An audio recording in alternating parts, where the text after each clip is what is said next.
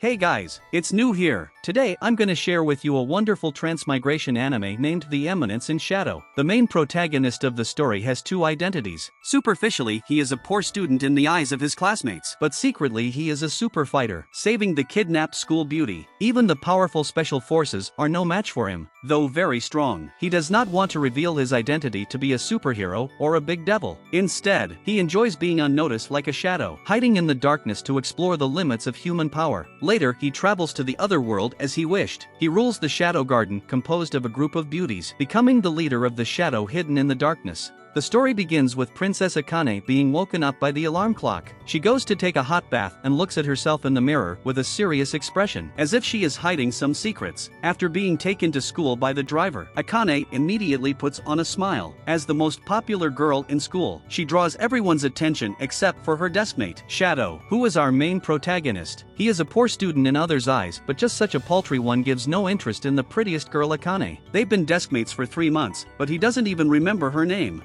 Akane tells Shadow her name over and over again, but Shadow never calls her name correctly. Since Shadow always ignores her, Akane suspects that he must have a huge secret that takes up all his attention, and that's why he gives no concern to the most popular girl in school. Though Akane is a bit upset about it, she never shows her true emotions in public. With a distinguished family background and an image-oriented identity as an actress, Akane always keeps a smile on her face whether she is happy or not, trying to make herself an easygoing good student. However, peaceful life doesn't last long. One day after school, Akane finds her driver neither shows up nor answers the phone call, so she decides to walk home alone. When she passes by a deserted road, she encounters a strong man who doesn't seem like a good one. She immediately walks away but gets blocked by the man's companion. Before she faints in struggling, she seems to see her deskmate, Shadow. By the time Akane wakes up, she has been locked up. The strong man and his accomplice killed her driver and kidnapped her. The thugs seem to do it for money, but actually they are hired to take revenge on Akane's father. At this moment, Shadow is outside the door. This ordinary student takes out his backpack, which contains his disguises to hide his identity. The strong man's accomplice casts greedy eyes on the pretty girl Akane. As he is about to do something, Shadow shows up with a headgear to cover his face. The air around him becomes terrifying. Shadow knocks off the opponent's pistol, and after a set of consecutive attacks, he wins easily. Next, it is the turn of the strong man. The thug throws away his pistol even though he has seen Shadow's strength, which means he is very confident in his own. As a veteran, the strong man is much more difficult to deal with, hurting Shadow in his first move. But the injury doesn't frighten Shadow. Instead, he gets excited because he hasn't met a tough opponent for a long time. The situation is immediately reversed as Shadow gets serious. The strong man's arm is badly injured, so he can only defend himself without being able to make any counterattack. His arrogant attitude just disappeared, and he desperately tries to pick up the pistol, which is his last chance. But Shadow's movements are amazingly fast, with a set of which he defeats the strong man completely. Seeing Shadow approaching, Akane is very scared that the man may kill her as well. Luckily, he just cuts the rope for her to not reveal his identity. Shadow then hides, wondering if he can find stronger opponents somewhere else. After that, Akane's father pulls strings to suppress the kidnapping because he doesn't want her daughter to be exposed to the public because of such an event, and the police never figure out who saved Akane. When Akane returns to school, Shadow calls her name correctly, which surprises Akane. But what she doesn't expect is that this is the last time they see each other. Soon after, a traffic accident is broadcast on TV, and the deceased turns out to be our protagonist, Shadow. What follows is a memory of Shadow. He was different from other children when he was little, when everyone dreamed of becoming a superhero or even an evil villain. Shadow's dream was to become an unnoticed but powerful man. But when he grows up, Shadow is disappointed to find that no matter how strong he is, he can't have the supernatural power like the heroes in novels. Even if he defeats a heavily armed army, he can't defend against a nuclear bomb. At the last moment, when Shadow's consciousness dissipates, he erupts with a cry of reluctance in his heart. He wants to surpass the limits of human power to become the strongest. Back to the present time. After Shadow dies in a car accident, he gets reincarnated as a newborn baby. His mother is very gentle while his father is a bald baron. It seems Shadow gets a good script in this world. In a noble family, he doesn't have to worry about starving or being attacked, which allows him to discover the world and find the most suitable way to become stronger. Shadow's family has a lineage of Spellsword, and there is always a powerful Spellsword in every generation. For example, Shadow's sister, Claire, shows amazing talents. In fact, Shadow is even more talented than his sister, but he likes to do great things in secret. So when Claire attracts everyone's attention, Shadow disguises himself as the ordinary. At the age of 10, Shadow is already very strong. He often goes out at night to hunt those cruel bandits, who though have guns and superior numbers, still get defeated by Shadow within a few moves. Shadow's weapons and defensive equipment have the characteristics of the slime, which can not only attack enemies in a distance with various forms, but also transform in defense. General bandits can only bully ordinary people and are no match for Genius Shadow, who can eliminate a whole bandit team in 10 minutes or so. Since the victims have been killed by the bandits, the properties then belong to Shadow. When Shadow is counting his harvest tonight, he accidentally finds a pile of rotting flesh. Shadow feels the strange magic fluctuations on the flesh and realizes this is probably a demon-possessed body. It's said the one who gets possessed by the demon will gradually become rotting flesh. Shadow starts secret research on it for a month and finally lifts the curse, turning the rotting flesh into its true form, a blonde-haired elven girl.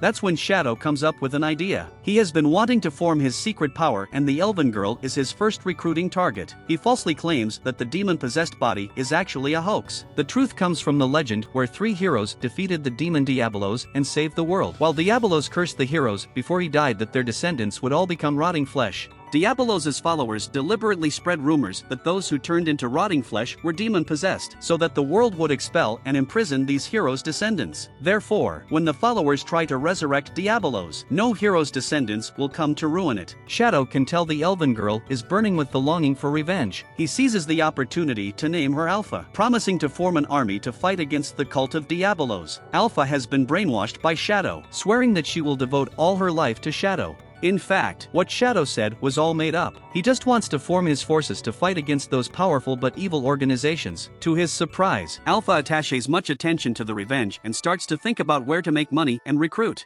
3 years later, Shadow still disguises himself as an ordinary one in front of his family. In the competition with Claire, Shadow thinks her movements are too slow, for which he tries to teach his sister some tips without being noticed by others. Claire feels strange that every time she competes with her weaker brother, her combat skills will get improved. Claire is 15 years old this year, and it's time for her to go study at the Spellsword School in the capital. But before setting out, Claire is missing. Her room is in chaos, which proves there was once a fierce fight happening. Shadow soon starts his rescue, and the maid beside him reveals her real form. She is named Beta, Shadow's subordinate recruited by Alpha. In the past 3 years, Alpha helped Shadow recruit 6 powerful subordinates, plus Alpha herself known as the Shadow 7. They suspect it was the cult of Diabolos that kidnapped Claire because the cult thinks Claire is one of the descendants of the heroes, which bothers Shadow. It seems Shadow 7 really take his lies seriously, and they consider every evil person the member of the cult of Diabolos. Shadow quickly switches the topic and orders Beta to get others gathered to look for Claire. He casually throws a dart into the map, which misleads Beta to think Shadow throws the dart to instruct them to where Claire is locked. Beta admires Shadow's scouting ability.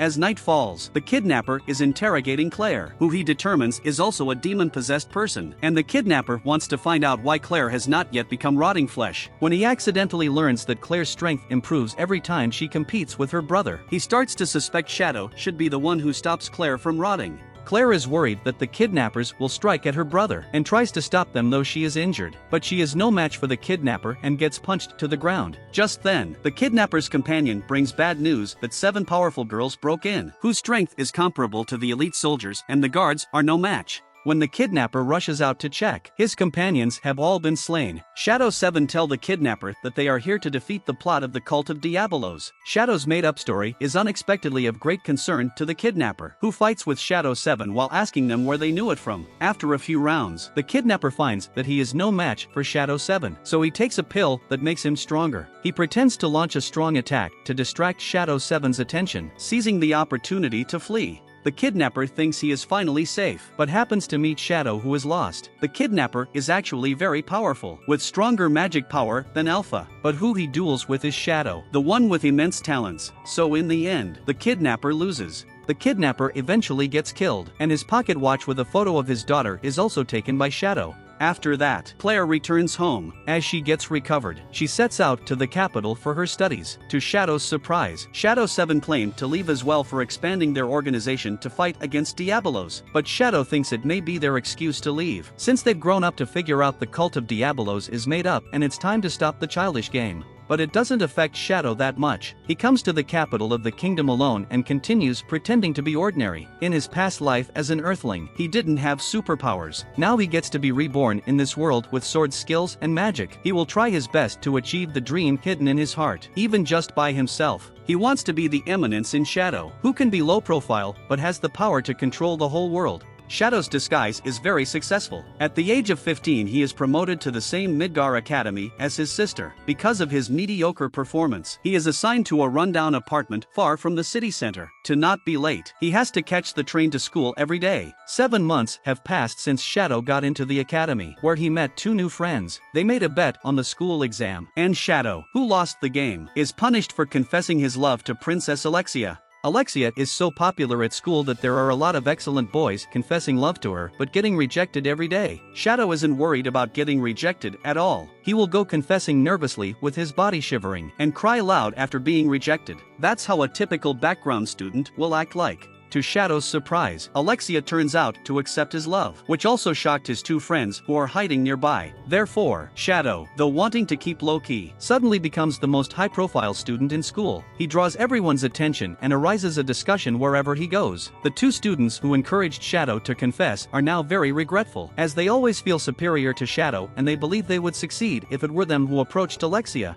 At this time, Alexia sits next to Shadow, bringing a lot of delicious food. Shadow wants Alexia to hate and break up with him, so he deliberately acts like a yokel, greedily grabbing the food. However, it doesn't alienate Alexia from Shadow. Instead, she proposes to have classes with him this afternoon. Because of Alexia's recommendation, Shadow is transferred from the low-level fencing class to the elite class, where the teacher, Xenon, is a royal fencing master, and every student works harder than those in the low-level classes. During the class, instead of chit-chat noise, there is only the sound of swords clashing with swords. Shadow is surprised to find when he practices with Alexia that they have similar fencing skills. They both focus on the base of the sword instead of fancy moves. Alexia has a genius sister Iris who masters fancy fencing skills, which leads to Alexia's rating being consistently inferior to Iris's. The conversation between Alexia and Xenon after class reveals their relationship, and it turns out that Xenon is Alexia's fiancé candidate. Alexia then tells Shadow about her plan. She accepted Shadow and became his girlfriend because she wanted to stop those suitors from harassing her. Also, Shadow seems to have mediocre qualifications and ordinary background, so she can be bossing him easily. The next 2 points Alexia mentions make Shadow unable to reject her. Firstly, she has known from the 2 students that Shadow's confessing to her was his punishment after losing the bet. If she exposes it, Shadow will be in trouble. Besides, Alexia is willing to hire Shadow with decent payment, while Shadow also wants to make money to start his organization. Therefore, he takes the job. The next few days, Alexia always holds Shadow wherever they go, but Xenon isn't jealous at all. Alexia acts more like a lady in public while showing her childish personality when she is with Shadow, complaining that Xenon hasn't given up on her. Therefore, Alexia starts hanging out around the city with Shadow, intending to be seen by more people to cause a greater impact on Xenon. Shadow can't figure out why Alexia doesn't accept Xenon, who is obviously excellent in every way. At this point, Alexia says the reason why she hates Xenon is that he is pretending to be perfect while everyone should have some flaws. One day after school, Alexia and Shadow break out into a heated argument. Alexia talks about the ordinary sword style that she and Shadow use, which she actually loathes very much. If isn't for her talent limitation, she wants to perform the magnificent genius sword art like her sister Iris.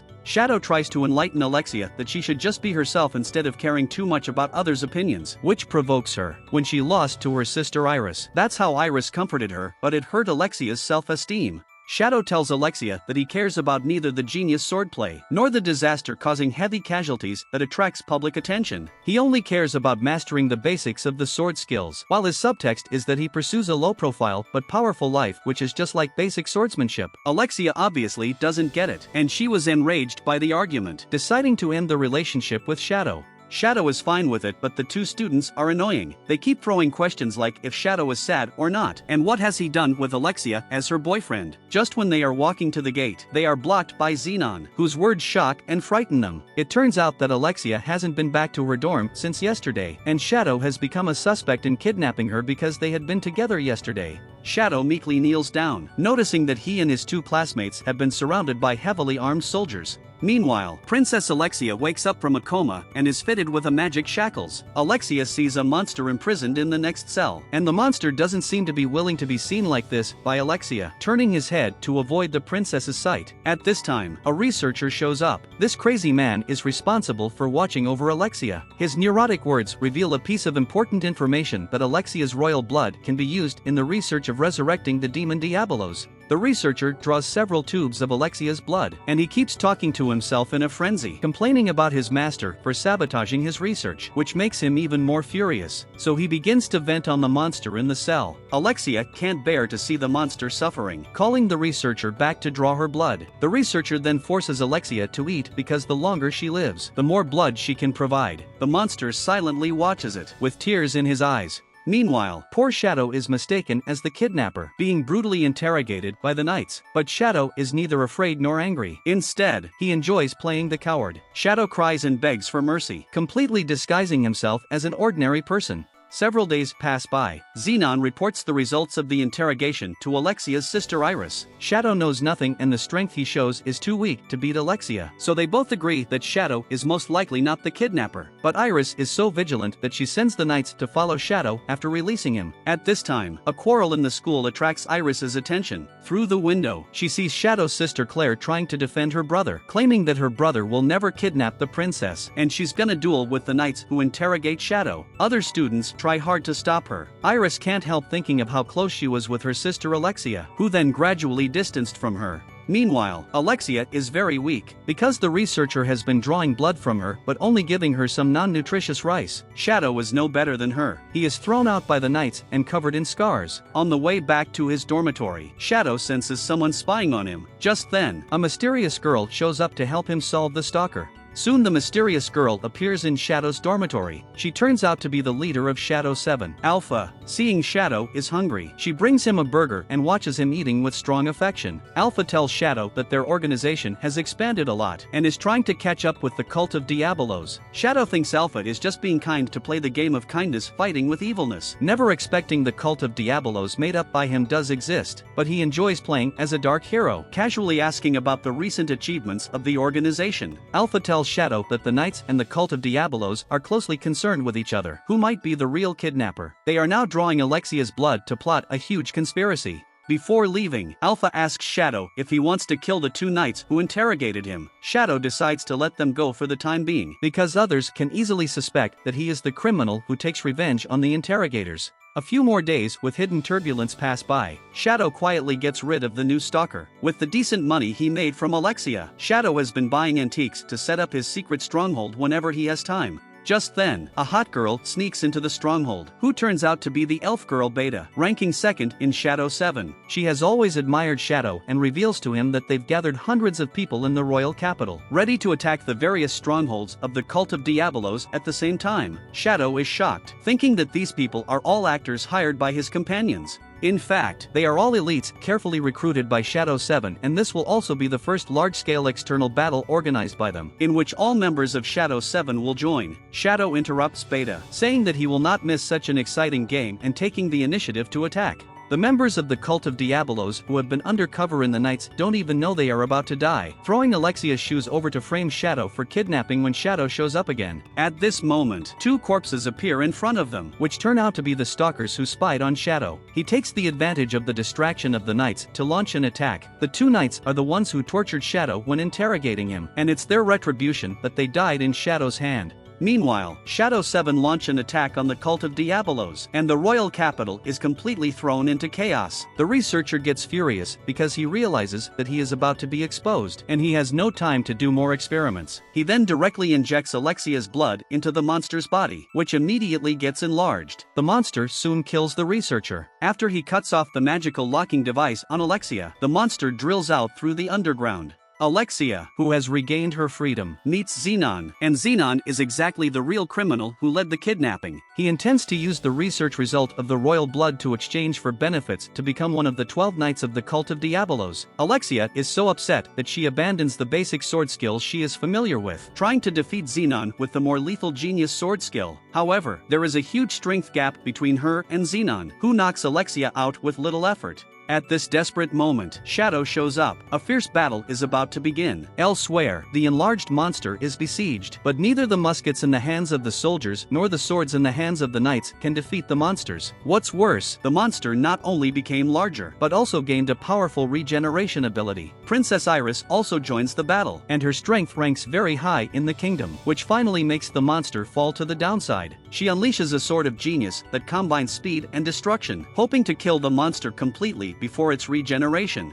Just then, Shadow's subordinate, Alpha, stops Iris. She shows a far more powerful attack than Iris, killing the monster with just one attack. When the monster dies, it turns back to its human maiden form. A photo of a girl and her father is dropped on the ground, while the girl's father turns out to be the man who kidnapped Shadow's sister. Before leaving, Alpha tells Iris that she belongs to the Shadow Garden. Iris never expected that such a powerful organization would be born in the kingdom without her realizing it. Now it's Shadow's turn. The master of Shadow Garden disguises himself when shows up in front of Xenon and Alexia, neither of whom recognizes the mysterious person with a strong aura as the weak Shadow in the school. Confident in his strength, Xenon takes the initiative to attack Shadow, but he doesn't win after fighting several rounds. The proud Xenon has never thought of losing, and he doesn't even realize that Shadow is just simply defending the whole time. Before Xenon shows more strength, Shadow has lost patience and taunts Xenon with words, which irritates Xenon to make his strongest move. Thus they fall into a fierce battle again. Meanwhile, Alexia finds that the mysterious man has resisted Xenon's attack with only basic swordsmanship.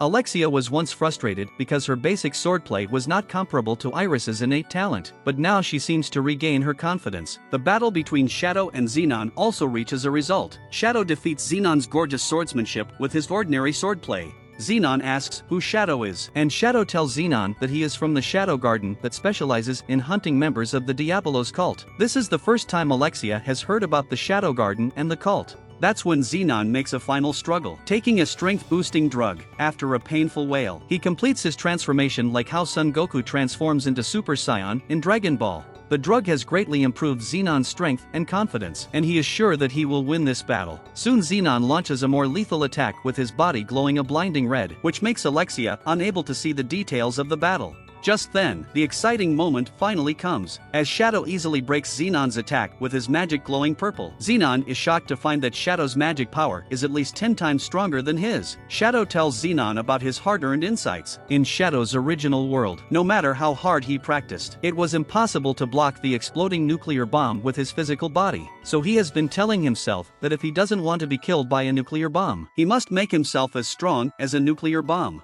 Before killing Xenon, Shadow says the last words to him, "I am a nuclear bomb." A huge explosion then directly breaks through the ground, illuminating the darkness with blinding light. Shadow 7 on a mission feel the strength of the leader Shadow, having only loyalty, adoration, and affection for him. Looking at the crater created by the explosion, Alexia is shortly distracted. She then picks up the sword on the ground, along with Alexia's confidence. Just then, Iris finds Alexia and hugs her. At this moment, Alexia doesn't alienate Iris, though her strength may still be not comparable to Iris. After the turmoil, the days return to normal. Alexia tells Shadow that she likes basic swordplay now, and she would change her attitude because she witnessed the power of the mysterious man. Alexia believes that one day her basic swordplay will also usher in a transformation. After that, Alexia gets blushed and asks if Shadow is willing to have a formal relationship with her. As Shadow rejects her, he is slashed by Alexia's sword. Seriously injured, Shadow runs into a girl holding a book when he leaves school. According to the loving filter, we can predict that they may fall in love soon. Meanwhile, girls of Shadow 7 gather for a meeting, and they are all praising Shadow's strength. Shadow 7's long-term plan is to investigate the cult of Diabolos to find their stronghold and completely eliminate it. However, they have a more urgent problem to solve now. A group of liars dare to claim to be the Shadow Garden in public, which angers Shadow 7, so they decide to find out about this group of scammers first. At the same time, Iris gathers her most trusted knights because she wants to set up a new investigation department to investigate in depth the origin of the cult of Diabolos and the Shadow Garden. Not long after, some serial killers appear in the royal capital. They kill people around while pretending to be the Shadow Garden created by Shadow, which causes the atmosphere in the royal capital to be tense, and everyone is afraid that they will become the next victim. However, the tension only spreads in ordinary civilians. Many teachers and students from the school Shadow attends are quite powerful, and they never worry about criminals breaking in and killing, so they still live a noisy but happy life as usual. In contrast, the Princess Iris is under pressure. She gathers her sister Alexia, the school's vice headmaster Ruslan, and Ruslan's adopted daughter Sherry, because there's a new discovery in Alexia's abduction case. A cross-shaped artifact was found at the scene, and Iris hears that Sherry is very knowledgeable and wants to ask her to find out the origin of the artifact.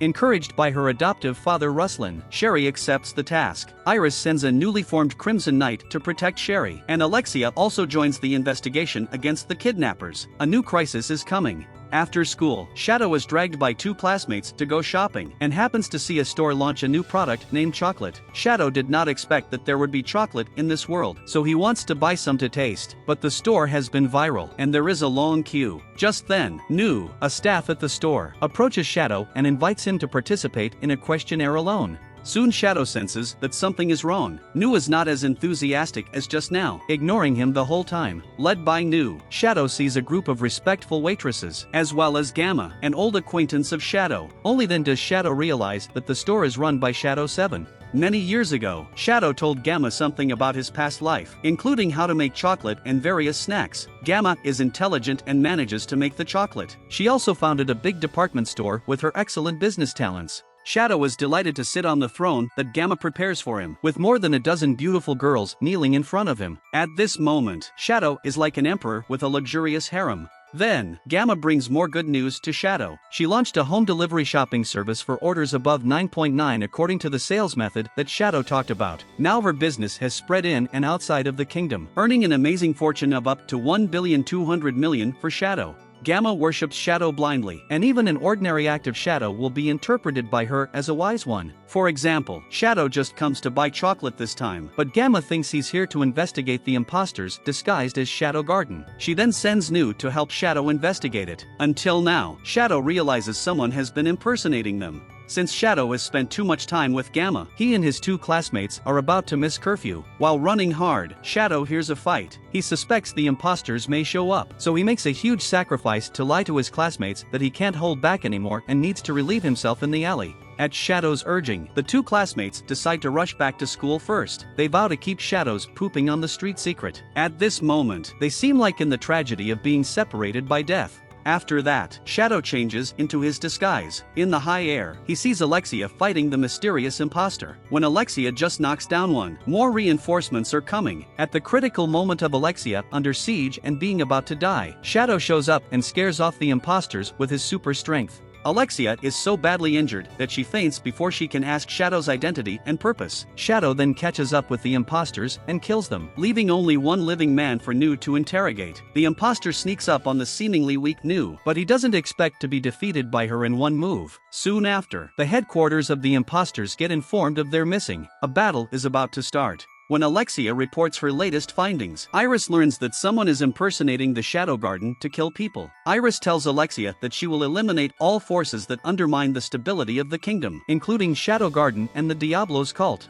Unlike the princesses who have been worried about the kingdom, Shadow's classmates only worry that they will remain single until graduation. They give the chocolate they bought yesterday to the girls they like, only to get beaten up by one girl's fiancé and treated as a pervert by the other. In order to disguise himself as an ordinary person like his two classmates, Shadow casually gives his chocolate to the first girl he meets, but he doesn't expect that this girl is Sherry, the girl he has met once before. When Ruslan learns his daughter has received chocolate, he tells Sherry that it means love at first sight. Sherry has never been in love, so she feels shy about this topic. Just then, Ruslan suddenly begins to cough, and it is revealed from their conversation that Ruslan seems to have a severe illness. After Ruslan leaves, Sherry begins to stare at the chocolate, unable to focus on researching the relic. She is thinking about how to respond to Shadow. At this moment, Shadow does not know that he is being targeted by Sherry. Nu has stolen a school uniform to infiltrate the school and is reporting to him. She interrogated the person who impersonated the Shadow Garden, but unfortunately, the imposter was brainwashed. Nu tells Shadow the cult of Diablos loves to brainwash its members, and that the imposters were probably to lure out the Shadow Garden.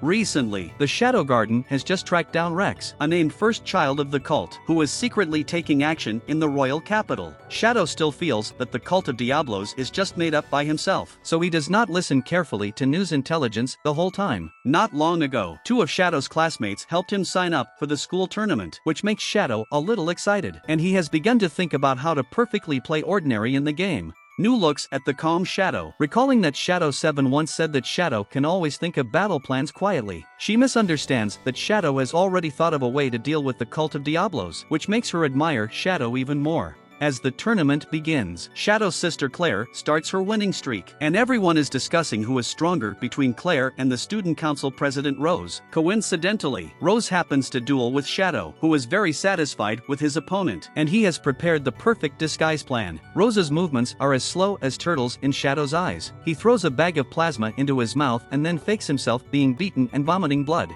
When the referee is announcing Rose as the winner, Shadow begins to play a weak man with a strong desire to win. He pretends to struggle to fight Rose again, and to get knocked out. The Drama King acts to get up again and again after being knocked to the ground. In the end, the referee can't stand it and forcibly announces that Rose has won. Looking at Shadow, who still wants to continue fighting, Rose is getting attracted to this stubborn boy. Depressed, Shadow deliberately wraps several layers of bandages on his head to look like an injured person, and that's when Sherry finds him. Sherry gives Shadow the cookie she made as a gift in return, offering to start with friends, which means to get along slowly and then go further into lovers. The funny thing is that Shadow doesn't remember giving her chocolate, and he doesn't understand why Sherry comes to him. Just then, the vice principal Ruslan shows up. He has been secretly observing the crush of his adopted daughter. Shadow has investigated the great figures of the kingdom, so he knows the man in front of him is a master of both scholastic and martial arts. In order to play the role of an ordinary student, Shadow does not want to be involved with the daughter of the big man, so he decides to distance himself from Sherry as much as possible.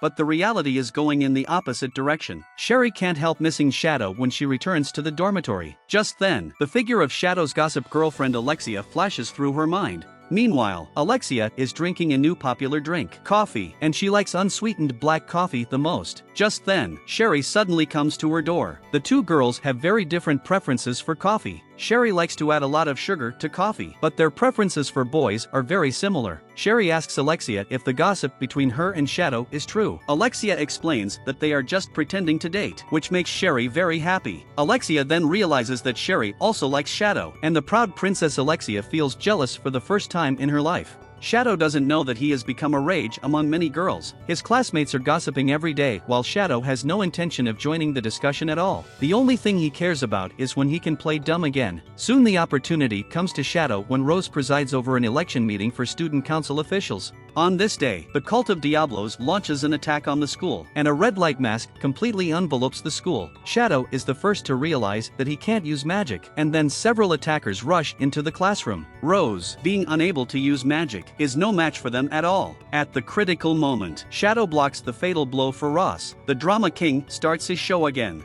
Rose mistakes that Shadow likes her, or he wouldn't fend off the attack at the risk of death. Shadow closes his eyes and his heart seems to stop beating. Recalling their brief acquaintance, Rose can't help but cry. Members of the cult of Diablos then begin to force the students to gather. Just when they leave, Shadow wakes up. Sure enough, the scriptwriter won't allow the protagonists to die, who may be more important than his biological kids after all. Shadow used his magic to play dead and deceived everyone. While most of the students and teachers are unable to control magic precisely as they are trapped in the anti-magic barrier. But Shadow is an exception, because he can break down mana into smaller units and use it freely, just like small fish can pass through the grid of a fishing net. Shadow comes to the rooftop because he can have the best view of the school from above. The situation of invaders, knights, and hostages is all under his surveillance. The anti-magic barrier is too terrifying, so Iris and the knights do not dare to venture in. Therefore, Shadow has to deal with all the invaders alone. Shadow is very excited. Though there were various games in his previous world, they are all virtual after all. The immersive battle now that may cause death is what excites Shadow, who soon starts his hunt.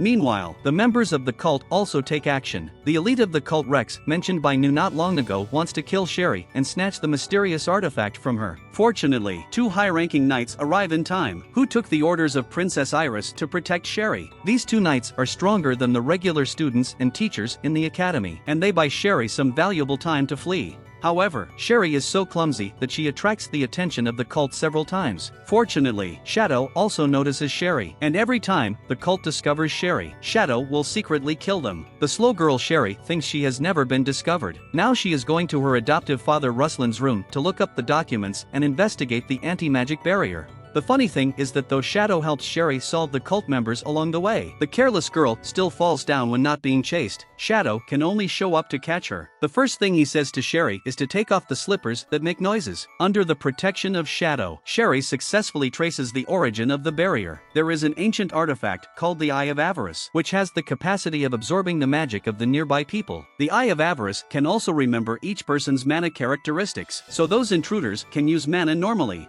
Sherry also discovers that once the Eye of Avarice absorbs too much mana, it will release all at once, and the entire school will be completely destroyed. The only thing that can deal with the Eye of Avarice now is the artifact in Sherry's hand. But there are still two problems. One is that Sherry still needs some materials to make the artifact effective, and the other is they haven't figured out a way to get close to the Eye of Avarice. Shadow sets out to help Sherry find materials, while the arrogant Rex does not know that he is about to encounter a strong enemy. Shadow. Rex is reporting to a mysterious man that several high-ranking warriors have been killed. The mysterious man in strange armor immediately realizes that the murderer must be from the Shadow Garden. He then arranges for Rex to take 4 assistants to catch the lurker. Rex is casual at first, but when 4 of his companions are killed in an instant, he finally begins to panic. Shadow is so fast that Rex can't see his face, but is beaten the whole time. He retreats to a classroom, where he is horrified to find that there are full of the corpses of his companions. Just then, Shadow attacks him from behind.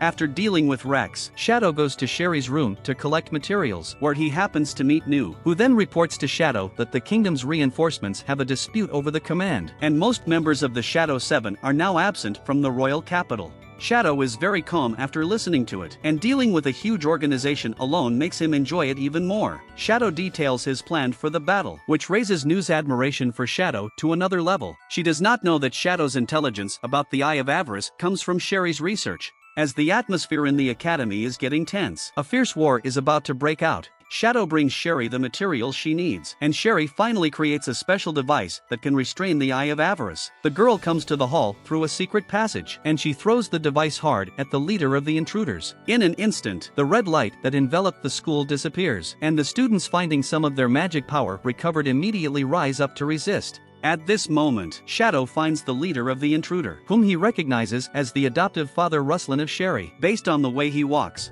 Believing that he can easily kill Shadow, Ruslan removes his disguise and reveals his perfect plan with a show-off mentality. When he was young, Ruslan was a master swordsman, but later he suffered from a strange disease that dropped his strength significantly. Ruslan discovered that the Eye of Avarice may cure his disease, so he approached Sherry's mother in the hope that the scholar would help crack the eye. However, Sherry's mother rejected Ruslan because she thought the eye was too dangerous. Then, Ruslan brutally killed her. The vicious man also pretended to be kind and adopted Sherry, and since then Ruslan has used this adopted daughter to continue the study of the eye. Shadow dresses as the leader of Shadow Garden, preparing to kill the scum. Ruslan, who then senses the power of the enemy and immediately activates the eye. Ruslan has discovered that the device that controls the Eye of Avarice can emit stronger power, but Sherry doesn't know that. That's why Ruslan could use Sherry to help him research the relic. At this moment, Ruslan has the same great power as when he was young, but he is not provoking an ordinary swordsman. Shadow kills Ruslan brutally, just like how Ruslan killed Sherry's mother. It is tit for tat.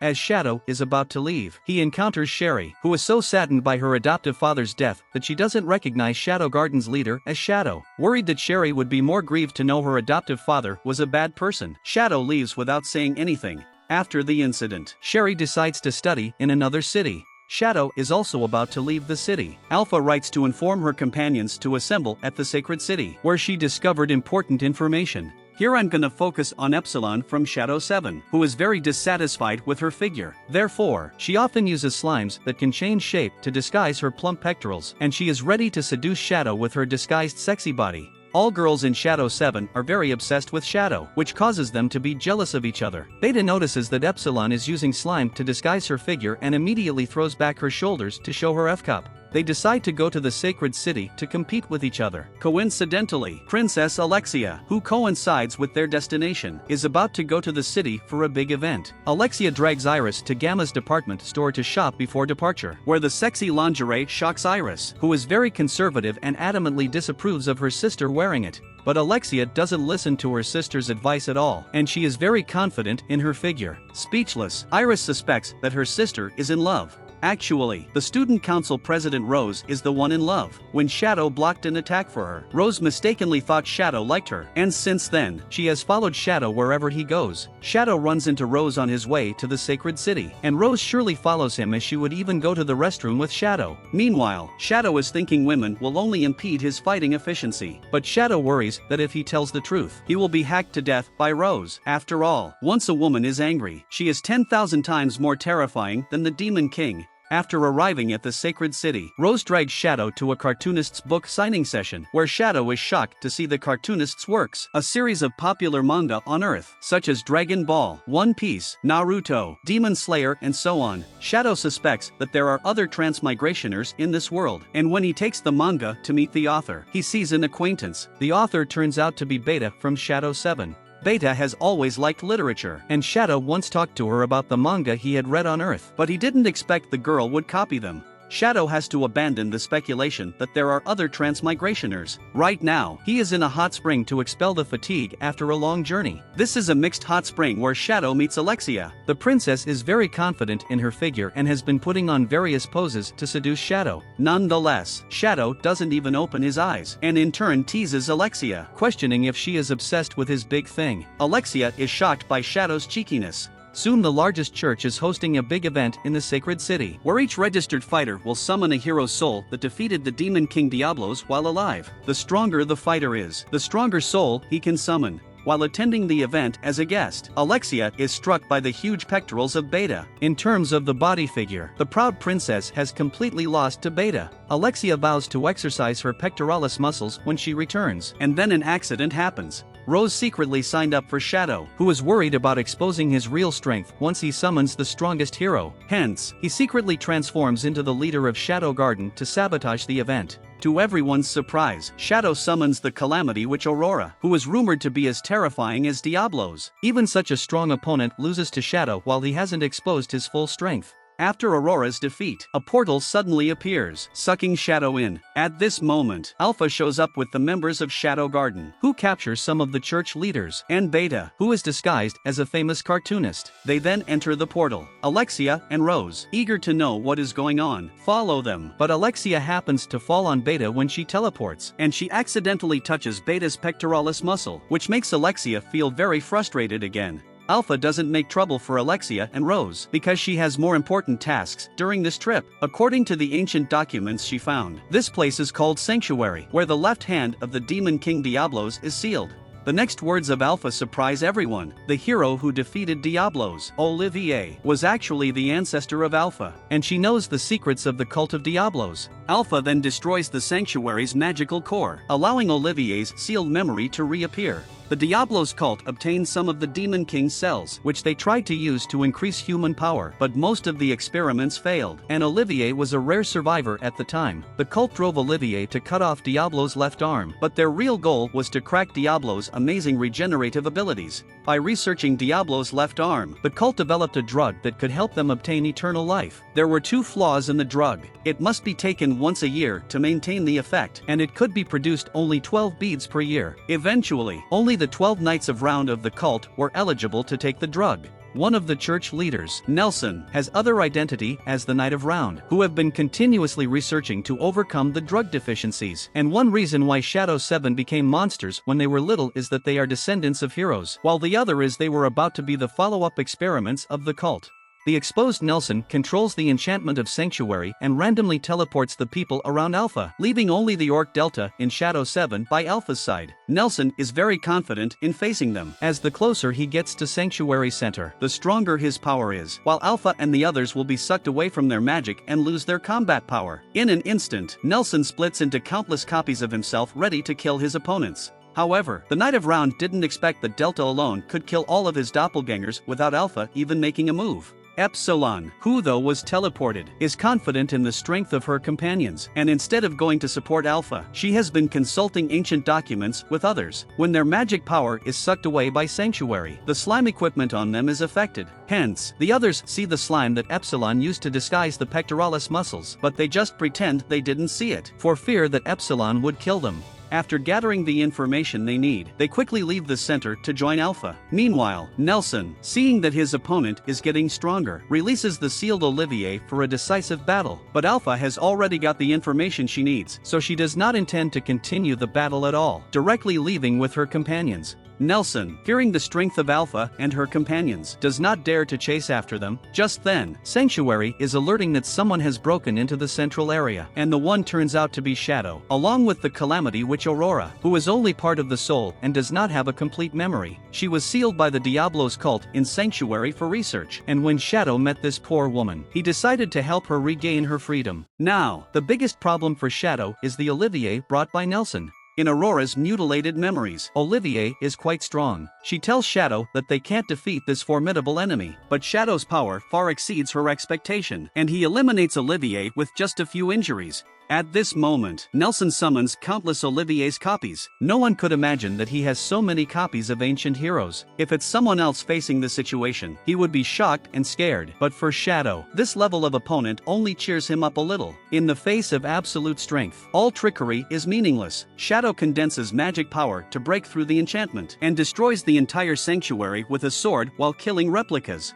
Only Aurora is left by Shadow's side, but soon the mutilated soul will dissipate. In fact, she knew from the beginning that she would disappear once leaving Sanctuary, but she wanted to do it anyway. Before disappearing completely, Aurora asks Shadow to find her main body to complete a secret commission. The event this time shocks Alexia, who can no longer estimate how strong Alpha and her companions are. Then, she teams up with Beta and Rose to investigate the shared intelligence from Shadow Garden. I wonder how Alexia will feel if she knows Beta is a member of Shadow 7. After that, Alexia goes to meet with her sister Iris, as the churches on the mainland are seriously infiltrated by the undercover agents of the Diablos cult, and Shadow Garden has not taken a stand yet. Alexia suggests that Iris must find out the conspiracy behind these forces. Unfortunately, Alexia will never find out the truth, because Shadow, who dominates Shadow Garden, is too difficult to see through. He recently has the idea of fabricating a non-existent identity to participate in the Bushin Festival tournament organized by the church. Shadow intends to create a weak face with soft slime, and then defeats his opponent again and again to advance, so that the audience's mental activity will range from looking down on him to being very surprised in the end.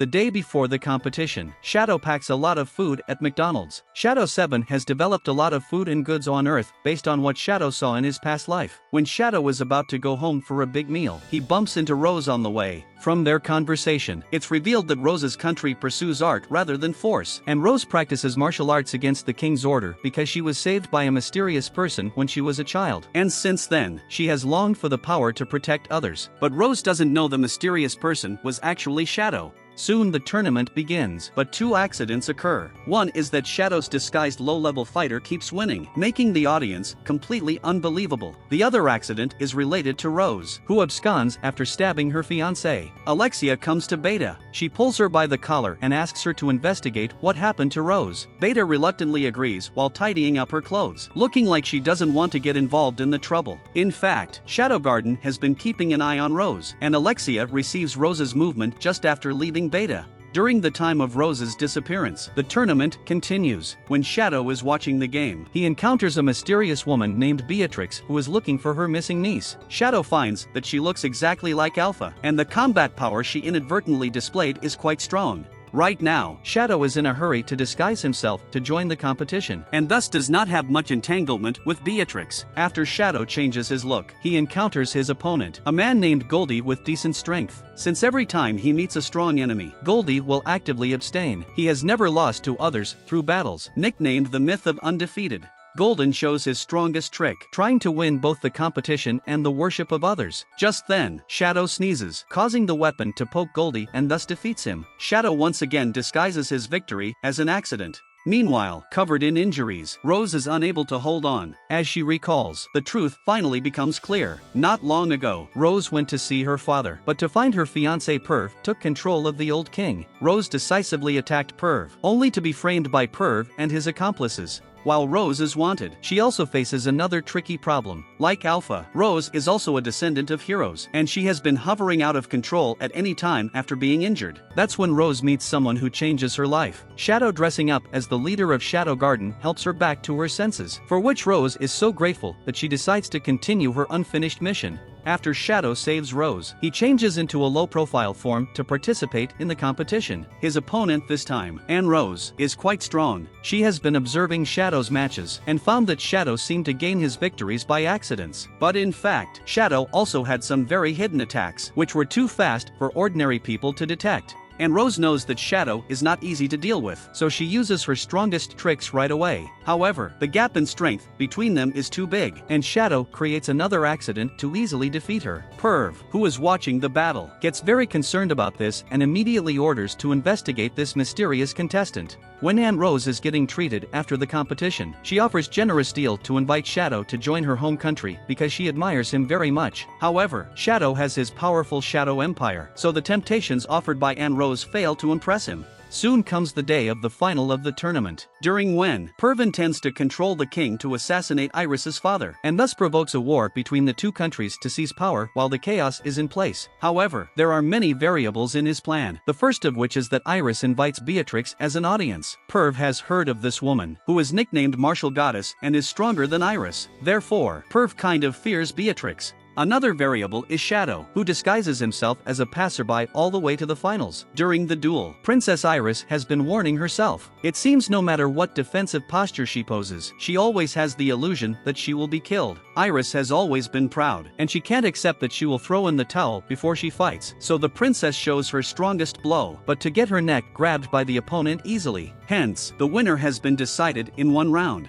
Nobody can estimate how powerful Shadow is, and Perv missed this variable to cause the plan to fail. Just then, Rose appears in the audience. She can't bear to see her father become a puppet controlled by Perv, and finally ends the life of her loved one with her own hands. After that, she is ready to kill herself to follow her father. At this moment, Shadow rushes over in the form of the leader of Shadow Garden. Such close encounter reminds Rose of a past. She was once kidnapped when she was a child. Fortunately, a mysterious person came to her rescue. Rose senses a familiar feeling in the head of Shadow Garden, and she is sure that he is the mysterious person back then. Encouraged by Shadow, Rose perks up, but then Beatrix suddenly attacks Shadow. Soon, Iris joins the battle to fight Shadow, using an ancient weapon to increase her strength. Beatrix initiates the battle because of her admiration for the strong, while Iris is trying to eliminate Shadow, the hidden danger for the kingdom. However, they underestimate Shadow's strength. Even though the female warriors are already very powerful, they still fall into a disadvantage when Shadow takes them a little seriously. Iris and Beatrix have the best battle of their lives, but still lose to Shadow. Unreconciled, Iris warns Shadow that the knights of the kingdom are rushing here, and she intends to consume Shadow's energy with the superiority in numbers. Undeterred at all by the warning, Shadow unleashes a huge circle of purple light that envelopes the city. By demonstrating his strength, Shadow tells Iris that if he wants the entire city, everyone will be killed in a second. Shadow is gone when the harsh light dissipates. Iris and Beatrix are never his end, as he is always on his way to finding a stronger enemy. After this day, Shadow 7 are still active everywhere in the continent. Some are doing business to earn funds for the organization, while others are engaged in intelligence work. Rose also officially joins Shadow Garden at Alpha's invitation. On her first training, her clothes are completely shattered under the attack of the instructor. Maybe she is saying goodbye to everything in the past. That brings the end of first season of The Eminence in Shadow. After transmigrating into the other world, the Earth Boy Shadow not only became an invincible existence, but also gained countless wives and admirers. Based on the current trend, the screenwriter will definitely expand the harem for him in the second season. This anime contains power struggles, exciting battles, and a rather tempting harem plot. I can't wait to see the second season. If you are the same, just subscribe to my channel. There are more anime recaps on my channel that may help you kill your boring insomnia time. Also, I will always post the fastest and most interesting anime recaps. Bye.